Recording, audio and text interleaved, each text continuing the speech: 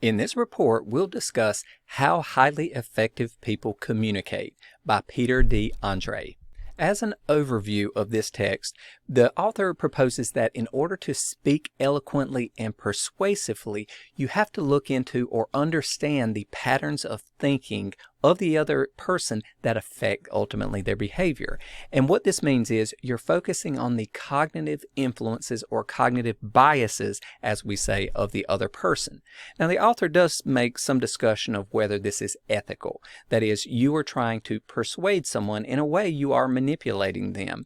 But the author comes to the conclusion that it really depends upon your purpose, that much of what we do in society is focused on persuasion. Oftentimes, we do not have complete information in how we process some situation or scenario, so simply introducing that information can be persuasive. In other scenarios, we focus too much on certain information and exclude others. So if we want to be persuasive, we can focus one's attention on that excluded information. Now, when it becomes unethical is when it's deceptive and you're trying to hide information or make someone focus on information to the exclusion of other more relevant, important information. And then it would be, once again, unethical. But let's begin by talking about the various biases that the author presents and the ways that the author says you can use these biases to have more effective conversations or be more persuasive in your communications. So first is availability bias. And this is our tendency to focus first on information that is more readily available. That is, whatever information we have at hand, at our disposal, we put greater weight on that. So if you're going to use that tendency, you might do something like make your speech more unforgettable. If your position is more impactful to the other person, they're going to recall it more readily as they're doing the mental math or the mental computation to come to some conclusion.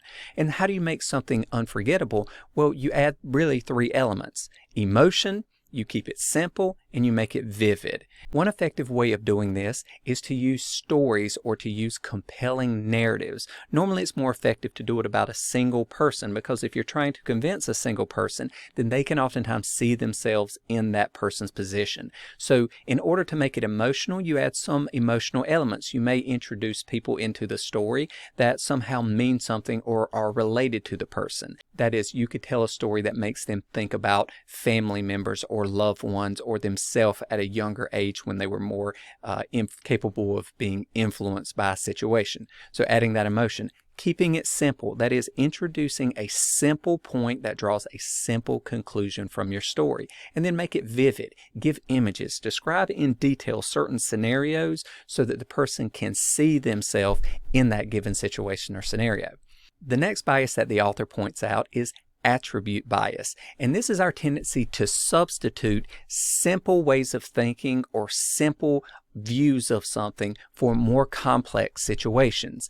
And basically, we're using the other person's tendency to make their life easier or their decision-making process easier, and we're substituting in emotion as a replacement for the attribute. That is, just like an availability bias, if we can make the other person feel the emotion of the scenario by, once again, perhaps focusing on a family member or something like that who has had a difficult situation related to whatever you're talking about. If you can interject this emotion into the scenario, you're going to be more likely to unhinge the other person from a set point of view, because now they're considering a scenario and it's emotional and they want the scenario to work out in a way that soothes their emotion, and it takes them away from that strict logical step-by-step approach which allowed them to come to the conclusion that they currently hold. Another effective technique for attribute substitution is to provide ample evidence about whatever you're saying. But the key here is oftentimes the evidence you provide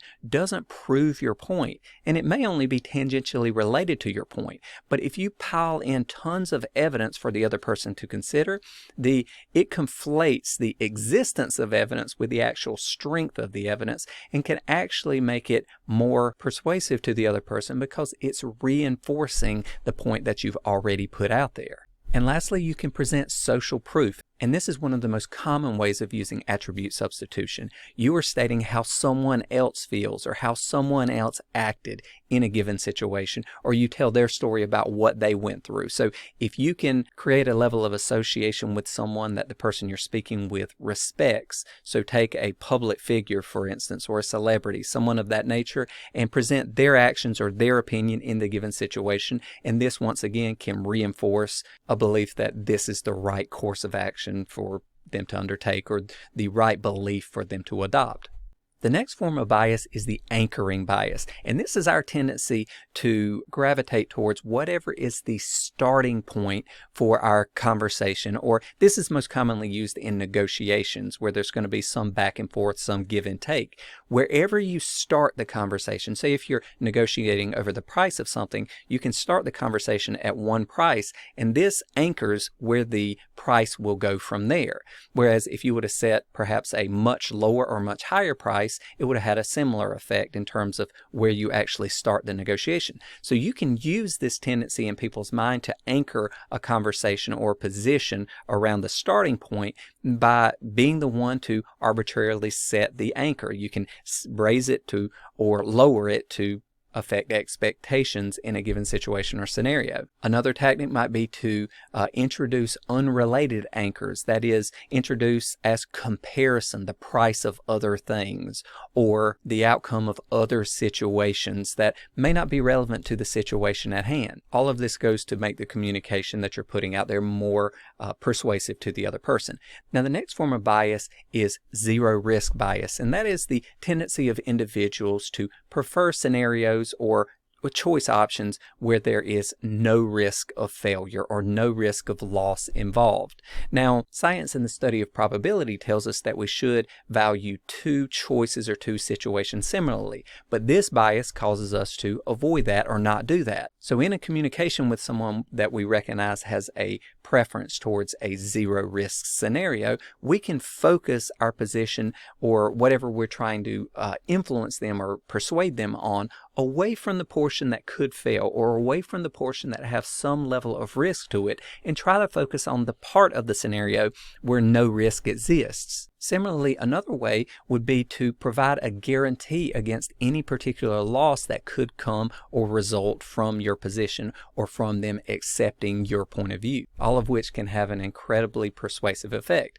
Now, the next cognitive bias is the halo effect, and that's our tendency to look at someone or a situation as favorable, and anything associated with that person or that situation, we also associate it as being favorable because we effectively substitute that person's characteristics or that scenario's characteristics for the characteristics of the situation or scenario that we're trying to present. And oftentimes we can actually project those characteristics onto ourselves by associating ourselves with someone else or an organization, for example, that is highly respected. Then they can see us, the person trying to influence them, as being better than they otherwise would see us in the beginning. You see this all the time with individuals who brag about their education level or the company they work at or their occupation in order to appear to be more persuasive or more authoritative in a given situation. So the author gives us several ways that we can use this halo effect tendency to influence or persuade other people. One is to create an influential environment. That is, if you can make the environment in which you're delivering your position more favorable to you, that is, it could be opulent or it could be demonstrative of your success in a given scenario. And because you've been successful in a different scenario, others may attribute that previous success to your position in the current situation. It is very common for law firms, for example, to have very opulent offices and bring clients in to show them that they have been very successful in what they do. It's very common for real estate agents to drive luxury vehicles to show people properties that they are thinking of purchasing. Both of these are scenarios where you're trying to create an influential environment. Another tactic might be to demonstrate the importance or consequences of your position or statement. That is, you could make a very attention-grabbing statement that makes others see what would be the repercussions if they do pursue your course of action versus not. Like you could say, if you do this, you could triple your money in this amount of time, or you could avoid certain disaster or something of that nature. If you can elevate the importance of what you're saying in this way by introducing this level of gravity to it, then all of a sudden others are going to see you as being more important because you're delivering that message. And then lastly, if you can establish some level of commonality of values and belief with the other person likely has a high opinion of themselves in terms of what they already believes. If you can link your beliefs with their beliefs, that is heavily reinforcing, and because they believe positively in their beliefs, they see you as positive because you agree in those regards. And so they're more likely to be receptive to whatever you say. And then lastly, the contrast effect bias. And this is the tendency of us to examine things together or attribute common attributes to something, particularly things that are presented in quick succession, if there's a great deal of contrast there. That is, we could present one position and then immediately state the exact opposite position in a negative light. And then we could do it again in quick succession. And then just the contrast there in quick succession makes us more likely to accept the undisputed correctness of one scenario versus another. The author provides several examples of how we can use this tendency, first through antithesis. And he gives examples of how John F. Kennedy in his famous speech asked not what your country can do for you, but ask what you can do for your country. And the sequence of statements that happened in that famous speech ultimately was the example of antithesis. He said, not this, yes this. This is not good, this is good. So that would be a technique that can be very convincing to others. Another scenario would be for you to present various options and to make them look less attractive so that it makes it obvious that when you present the option that you prefer, that this is the best option for everyone. People who are trying to sell, such as real estate agents, again, will take people to properties that are not high quality or do not meet their needs just to show them properties that do meet their needs. And this can make the decision to go with that latter property more effective. And lastly, you can use contrast effect bias even in how you speak to be more effective. That is, someone who speaks very quickly might slow down during the portions that they're trying to make certain are more impactful. They may stop in between the words to make certain it resonates. Versus think parts that are less important, you might speed up your communication and talk more quickly through. You could use different word choices. You could use bland or uncompelling words to describe something that's less inviting or not your position, or more compelling words to make your position or your chosen point more compelling to the other person.